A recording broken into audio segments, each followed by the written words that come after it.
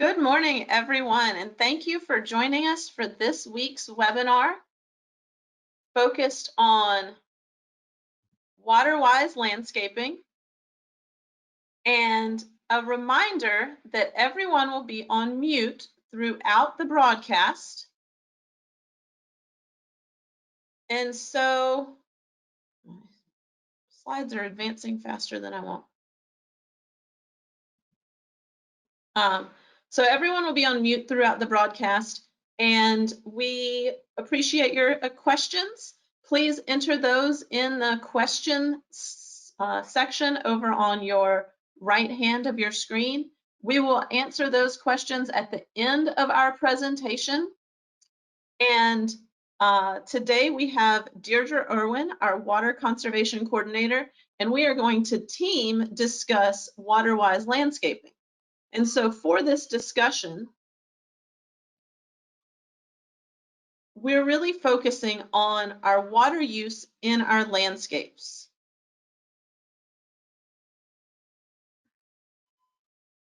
And those water use in our landscapes are really important in the district because the water that we utilize from our wells and from our utilities are ultimately connected to our lakes, rivers, springs, and aquifer. And so the way that we utilize that water and the opportunities we have for conservation can really have positive impacts on our water resources. So today we're speaking with you from the St. Johns River Water Management District, which Deirdre and I work for, and that covers all or portions of 18 counties, the entire watershed of the St. Johns River, and it is our mission to ensure that we have a balance of water available for us and our needs, as well as those of our natural systems. And so when you do think about the water resources here in Florida, we do have an abundance of water resources. We get over 54 inches of rain a year. Of course, that water does not come from the sky equally throughout the year. So really remembering that we do not live in a dry climate, and we can think about the plants that do live here as being adapted to handling some of these dry and wet conditions that we get here in Florida, especially with our sandy soils that we typically have. So it is important to realize that we do get so much water. We do have an abundance of lakes, so over 7,700 lakes in our state, and the highest concentration of freshwater springs in the world. And of course, miles and miles of rivers and streams. And so it is important that we understand that although we live in a state that has an abundance of freshwater resources, water conservation is really, really important, because not all of this water in our rivers, lakes, springs, and oceans is clean and available for drinking. And those natural systems really need to have water for them to function properly and for us to be able to benefit from those systems as well.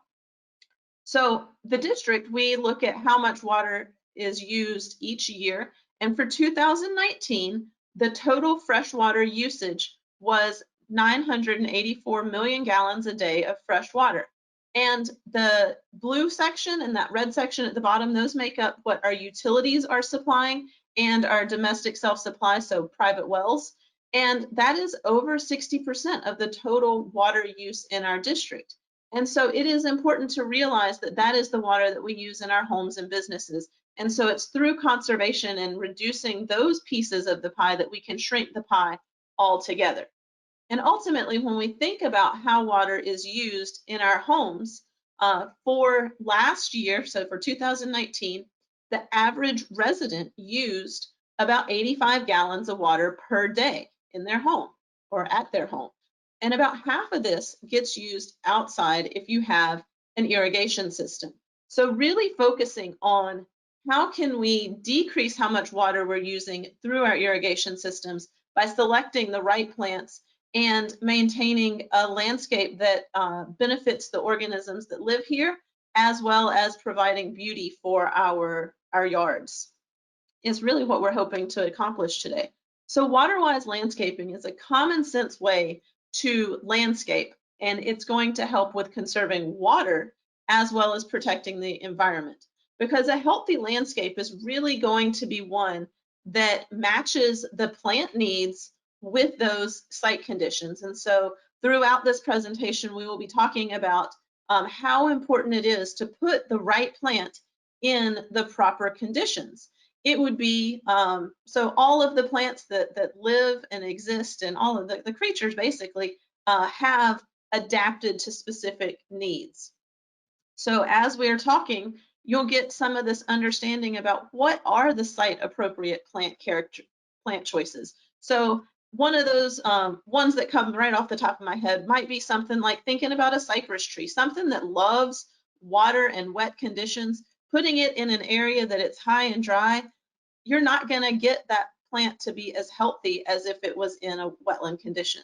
So really also with Waterwise, we're hoping to reduce the amount of areas that are in irrigated turf.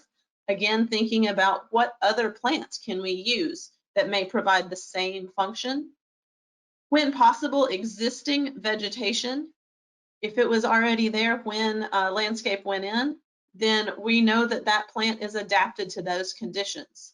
Increasing the area of shade, that's going to help with decreasing the amount of water demand that our plants may have.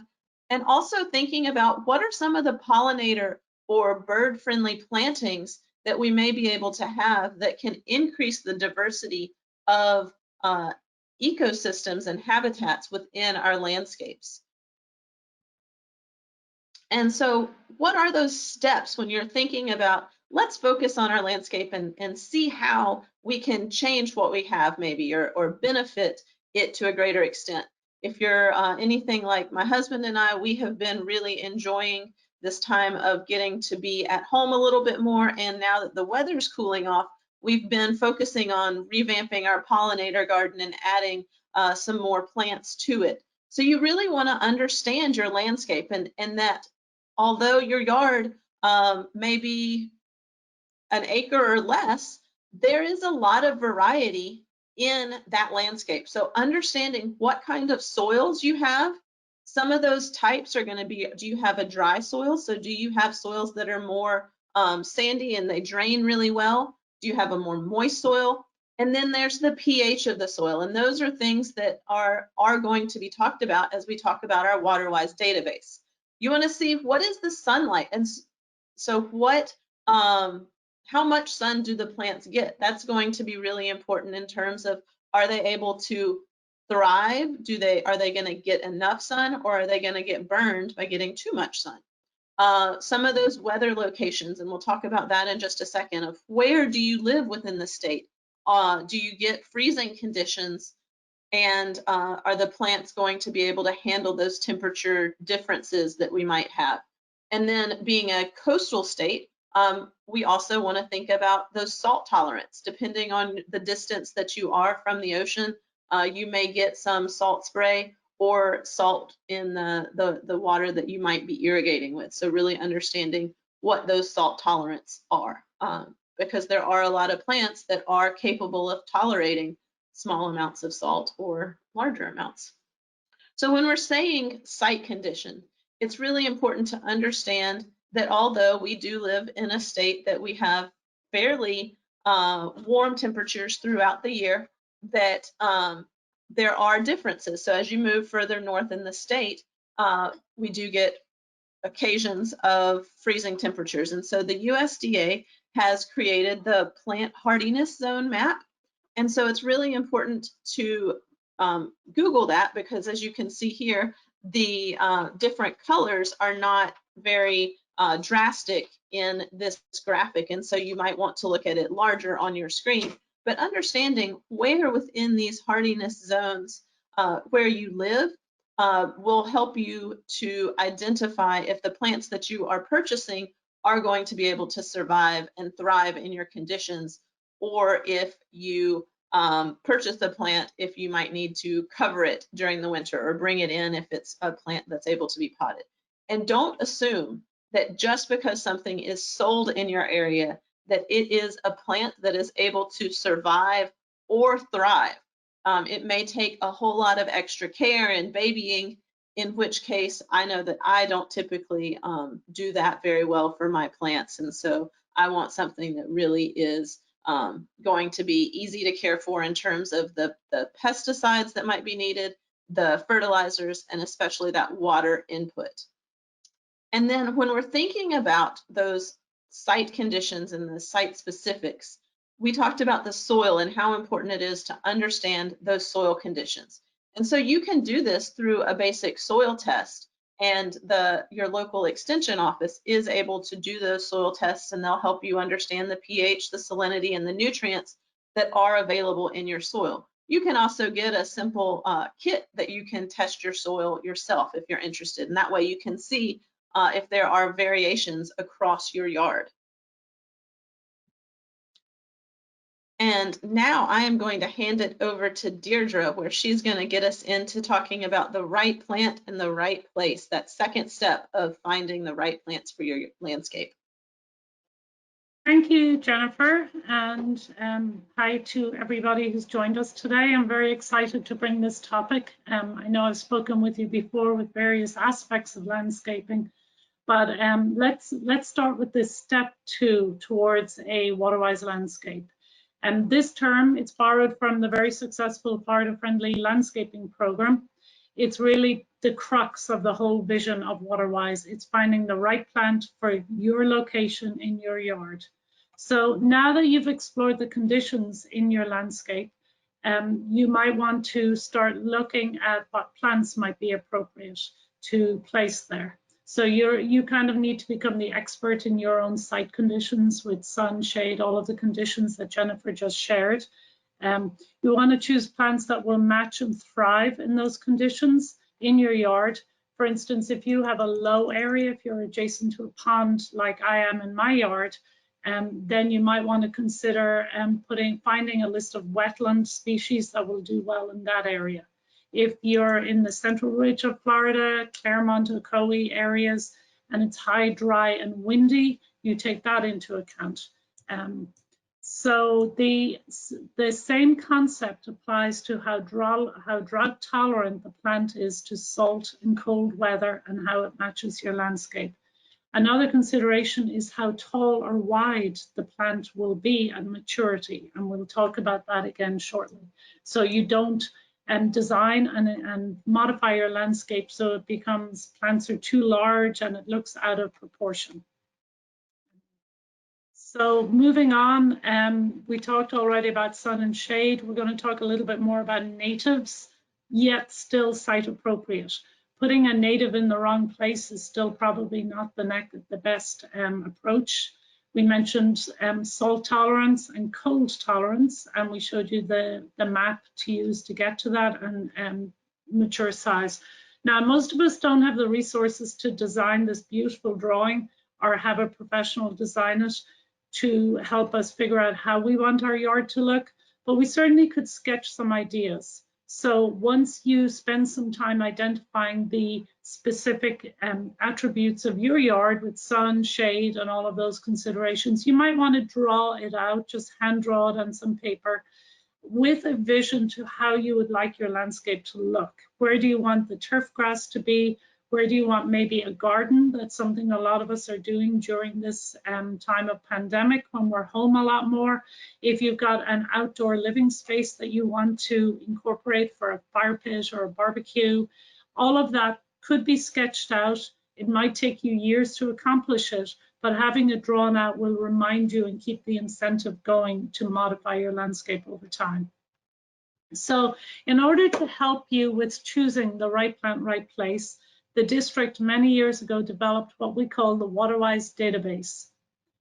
It was developed for multiple purposes to help the average homeowner, to help our partners in the Florida Water Star program who are both designing, installing, and then inspecting sustainable landscapes, water efficient landscapes, and they really needed a hands-on tool. That was a primary vision. And this replaced the book that many of you might be familiar with, our Waterwise book. This is a lot more interactive and it's more easy to update over time.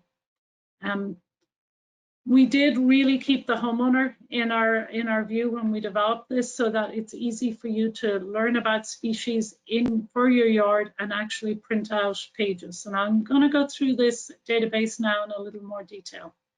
So you can find the database at our website, sjrwmd.com/Waterwise Landscapes. It's also really easy to just Google Waterwise Landscapes Florida, and it should bring you right to this page. So once you've landed on this page, you'll see that there's a lot of information about the concept of waterwise landscaping. It's even worth reading through the glossary to understand all the terms and the vision for this style of landscaping. But the main part is, in fact, the database. So the Waterwise database includes 12 search criteria, and you can see them there on the screen, and they're the same concepts we spoke about earlier for site appropriateness. The soil moisture, light range, salt tolerance, or even growth rate. How fast do you want a species to grow? We try to document all of these parameters for over 800 species, and we still are adding species to this database. So my number one tip for using it is to choose your most important criteria. And there is an option to download your results to a spreadsheet that you can save for future reference. So what I mean is, with 800 species, it is very easy to enter too many attributes, and you might end up with a really short list. But generally, this is when you do a search, this is what you're going to see. Rows and columns of information about species, from the common name to the scientific name, the plant category, the hardiness range. And here's a tip about that. Actually, I'm going to back up one.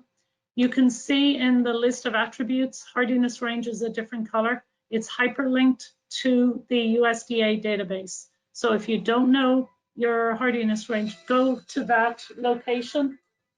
Okay, so much for turning off my phone. Sorry about that. Go to that location, click on that link, and you can find your hardiness range.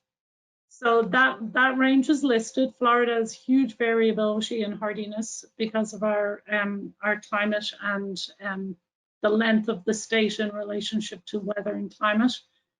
You can also reorganize these columns, which can be very effective, especially for designers who use this, when they can put everything in order of a different parameter, and I'm going to show you how to do that. So say you've done a search. In this case, my search, I wanted to search for flowers that are native. That's it, 2 parameters, because I'm just exploring options. You can see all of these these columns. You can actually click on a column. Say I wanted to know, for all of these native flowers, I want to see how they're reorganized by their soil moisture range. So you just click on the column, and they'll resort the entire spreadsheet by starting with, I believe it's wet to dry, or vice versa. You can click on it again. You can sort by light range, by growth rate, or you can just keep it alphabetical. Another tip, like I said, not to use too many parameters. In this case, the search was for trees less than 25 feet, moist soil, partial sun, and native. That's a lot to sort for, and it ended up with just a list of 5 species.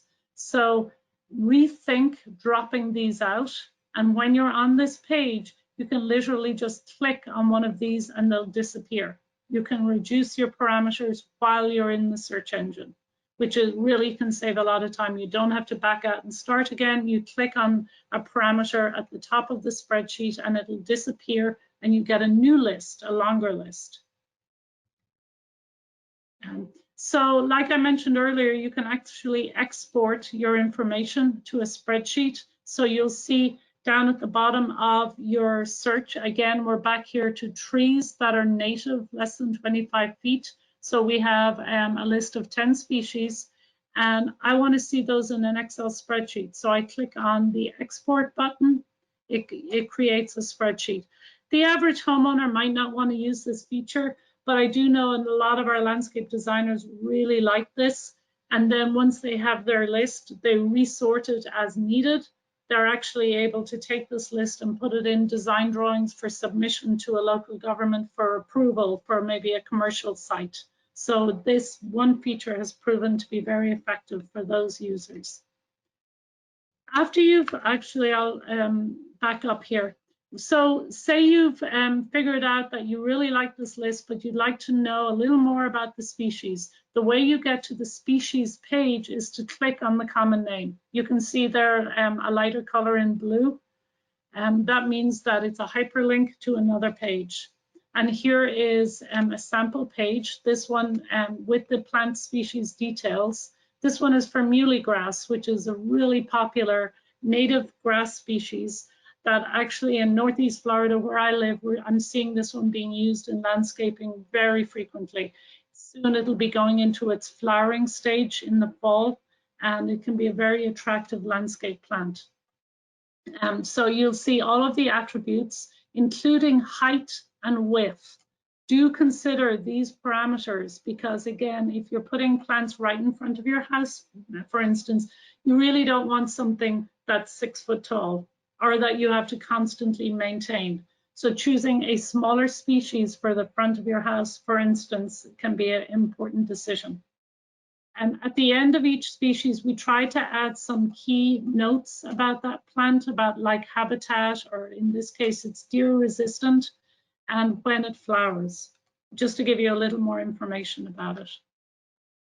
So that's it on the database. For new users, I suggest you just go in and play with it. You can't break it, just try different options, try resorting columns, downloading, and you can even print out those species pages and bring them to your local nursery to help you ask them what it is you want to purchase.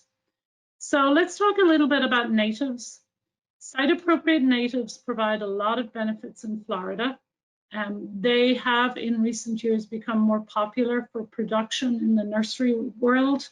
There was a time when it was really hard to find native species in nurseries, but the industry has really stepped up and now they have lots of options. They can be beneficial to attract wildlife, birds, nesting opportunities, pollinators. A lot of gardeners are really interested in bees and butterflies. So those native species can be very advantageous. Really, you're harnessing the adaptations these plants already have in that they can sustain without irrigation and they don't need as many chemical inputs like fertilizer and pesticide. So as site-appropriate native is always a good choice. So after you've figured out your site and which kind of species you're thinking about, you need to decide what goes where. So grouping plants by the similar soil, water, and maintenance makes a lot of sense. So look at your site and think about how many species, and knowing the width and height might help you determine how many of a species to put in. And if you're really interested in perfect spacing, there's lots of resources online for plant spacing. Resources will tell you how many to put in to get the kind of coverage you need for different species. The one thing you want to keep in mind is don't plant your or modify your landscape for today. You're planting for progress over time. I think we've all seen some of the model homes have these beautiful landscapes. They have a different purpose in mind. They're trying to give a buyer a vision as to what a landscape will look like in time. When you're planting in your yard, I would strongly suggest to be water-wise, planting smaller species. I mean smaller in that they are not full grown, spacing them out a little more, giving your landscape time to mature over time and not become overcrowded. An overcrowded landscape usually struggles and you end up either watering more or applying more chemicals. So thinking ahead and designing for maturity. Shade and spacing is an important consideration. I mentioned trying to figure out how close to plant things. Here you can see some young trees, and just a note about tree planting. Get the smallest size tree you can. It actually catches up to the larger ones and needs less water over time. So don't feel bad about putting in a really small tree, it will catch up. So in this case, choosing an oak for a small front yard perhaps isn't the best idea. We forget that in this case, this house is approximately 25 years old. All of the grass has died. The driveway is completely broken up. So choosing that size appropriate tree is really worth considering. Where you put the tree too close to the house can have problems with walkways. In this case, the root structure has risen up and they have to keep cutting it back to reduce shade. So it's this really tall but slightly unstable tree that obviously can be a liability in hurricanes. Whereas in this last picture, that looks to be an appropriately sized tree. I don't know if you can tell what it is, and you might be surprised. It's again, 25-year-old home, and that's actually a crepe myrtle, allowed to grow as a tree, and it isn't, in this case, cut back. So it's providing some shade, but not too much, and it's a very attractive tree for that yard, although not a native. Okay, step 4, and I think I need to hurry up here. I'm running out of time. When you think about your turf grass area, appropriately sized turf grass for your needs and your family needs. Turf grass does not need to cover 90% of your yard. The less the better, because it tends to need more water. And choosing the right turf for the right place. This is a really great guide for turf grass. The common species are Bahia, Bermuda, Centipede, St. Augustine, and Zoysia, and it gives the pros and cons of each species.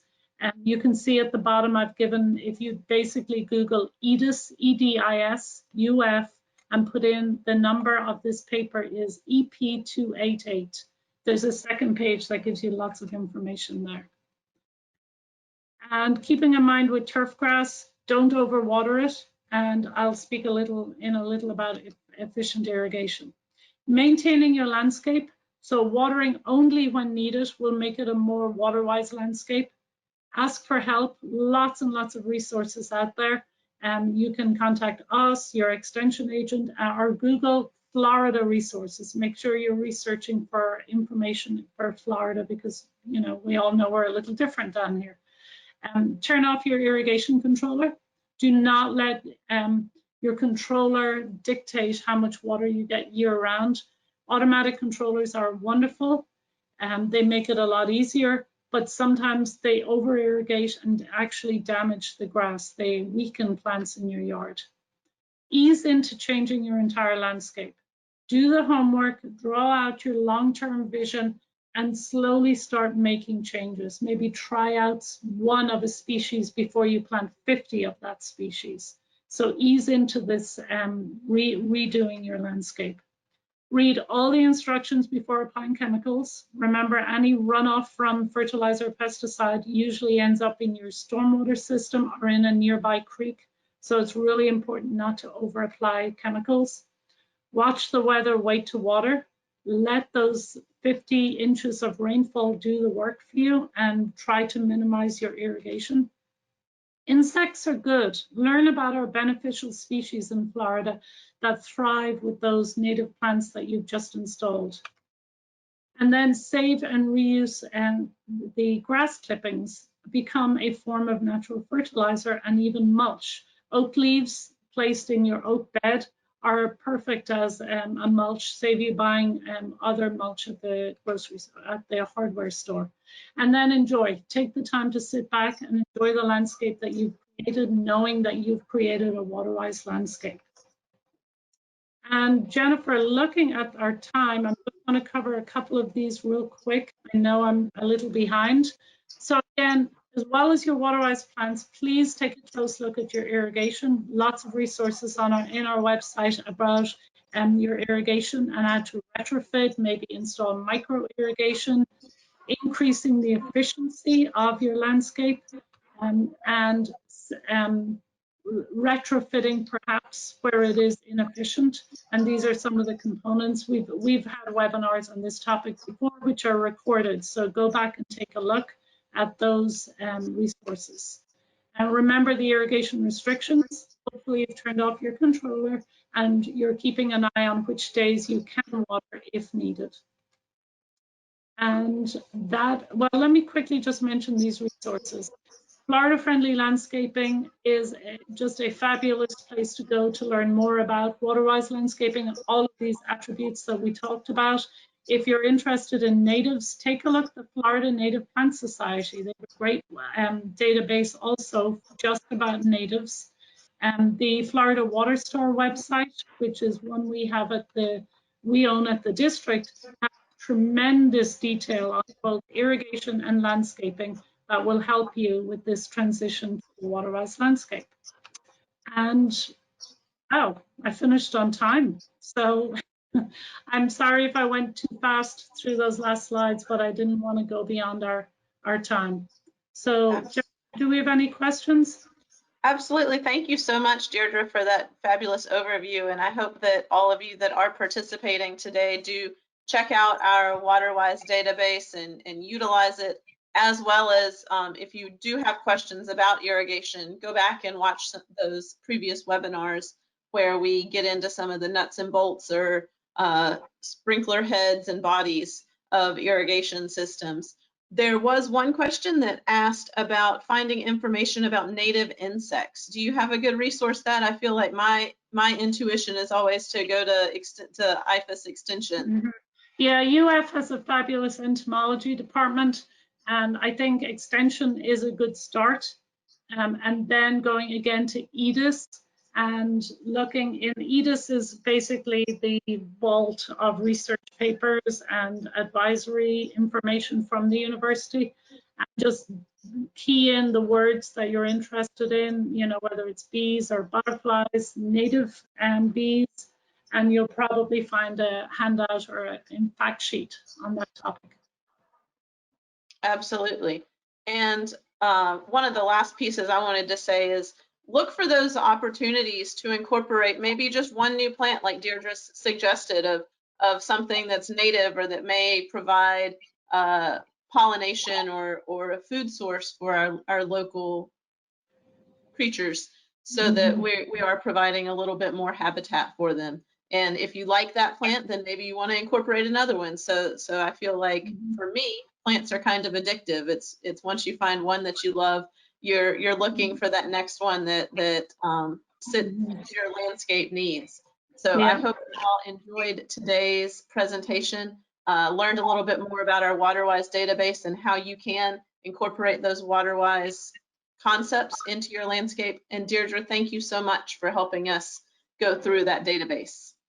Oh, you're more than welcome. Hope to see you again. All right. Have a good afternoon, everyone.